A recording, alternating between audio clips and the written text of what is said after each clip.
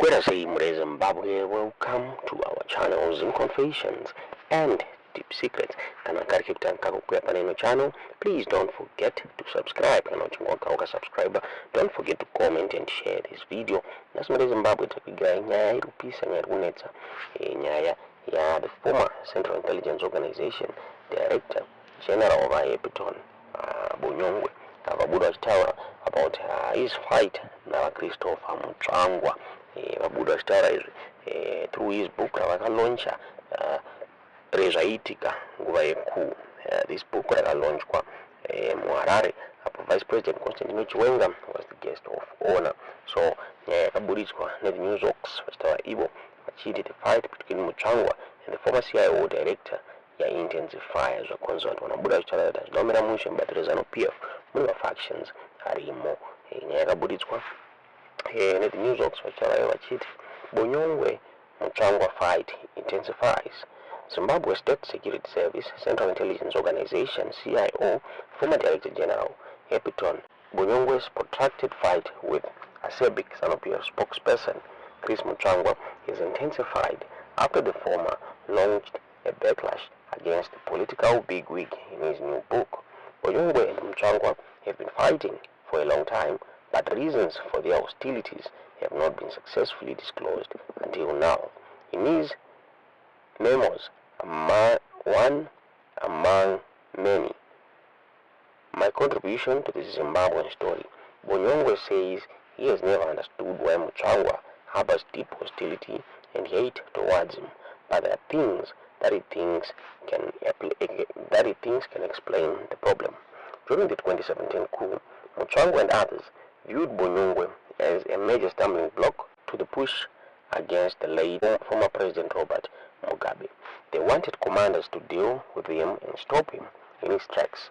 In the midst of the coup on 20 November 2017, Mutsvangwa, for instance, walked into Parliament in Harare and found Bonyongwe talking to Speaker of Parliament Jacob Mudenda and the unfolding situation, but immediately walked out without greeting them. Mutsvangwa thought Bonyongwe was trying to subvert the coup, the former CIO boss says. Yet the two were discussing the state diaries for weeks ahead, given that Bonyongwe was leader of government business in Parliament as Justice Minister at the time. The generals behind the coup feared Mugabe was trying to organize a counter with the advice of Bonyongwe and some former ministers, issue which the former CIO chief denies. The commanders were already aware Bonyongwe had been trying to locate the late former Air Force of Zimbabwe Commander Air Marshal Perensiri, who was in Dubai, to urgently come back and take command of security forces to launch a counter-attack. Mugabe had asked Bonyongwe to look for Shiri to take over from Chiwenga, who was about to be fired to prevent the coup. All in vain. In panic, Mugabe moved from trying to fire Chiwenga from the army to offering him to become president to end the crisis, all within a week. After a coup, Mutsvangwa said Bonyongwe and former ZRP Commissioner General Augustine Chiwuri, seen as one of those resisting the coup, should be held accountable for human rights violations they committed when they were under Mugabe.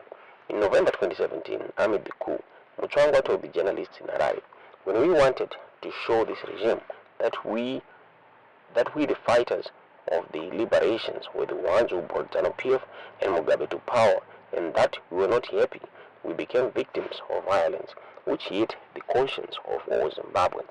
You all know that 2 years ago we were tear-gassed and water cannoned by the Zimbabwe regime. It was a painful occasion, and we want people who did that to be still accountable in the fullness of time. But what it also did is that it opened the eyes of the Zimbabwe people as to the extremities to which this regime would go to try to maintain its power. Mutsvangwa said CIO was at the center of corruption and human rights abuses in Zimbabwe under Mugabe, with Bonyongwe as the enforcer, a stunning attack in a country where the intelligence service is widely dreaded.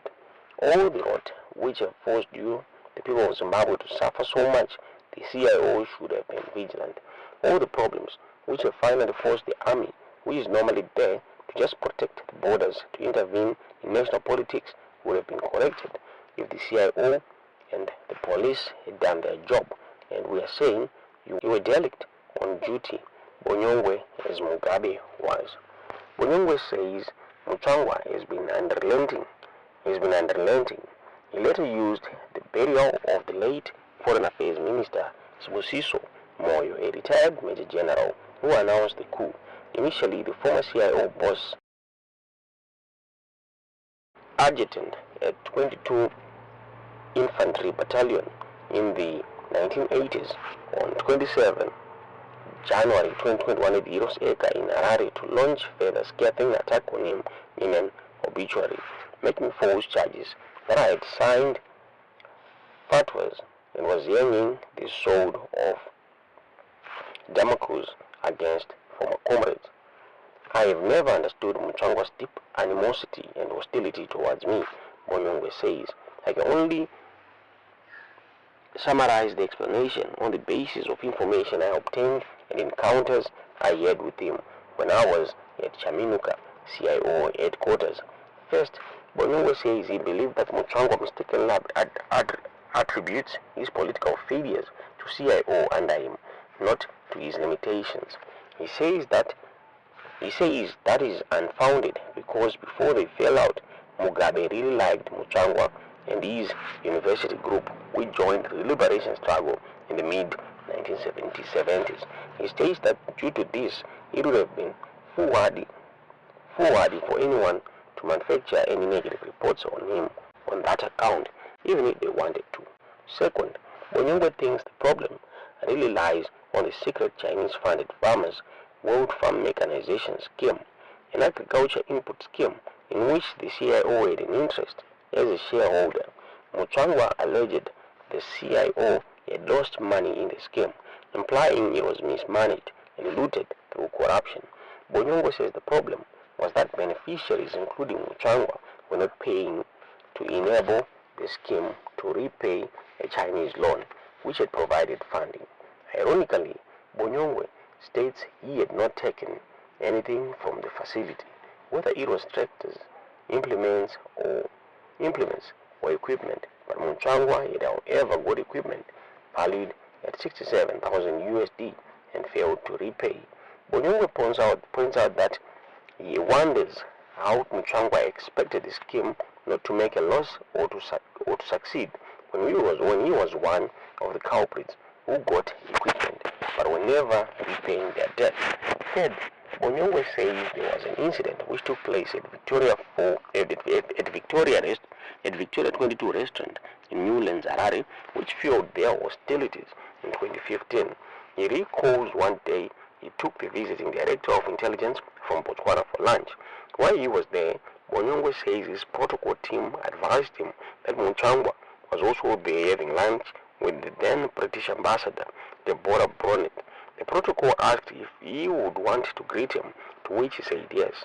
I greeted them both and then left thinking nothing of it, Bonyongwe says. However, at around 7 p.m., I received a call from General Constantino Chiwenga, who said he had a letter that might be of interest to me. It was from Mutsvangwa and addressed to the president with copies to Chiwenga and my deputy Aaron Nepera, and contained a scathing attack on me. Mutsvangwa said I had conducted myself in an undiplomatic manner when I greeted him at lunch. I had made things very difficult for both him and the British ambassador, and I was clearly behaving like the old Zanda security cadets who enjoyed harassing people.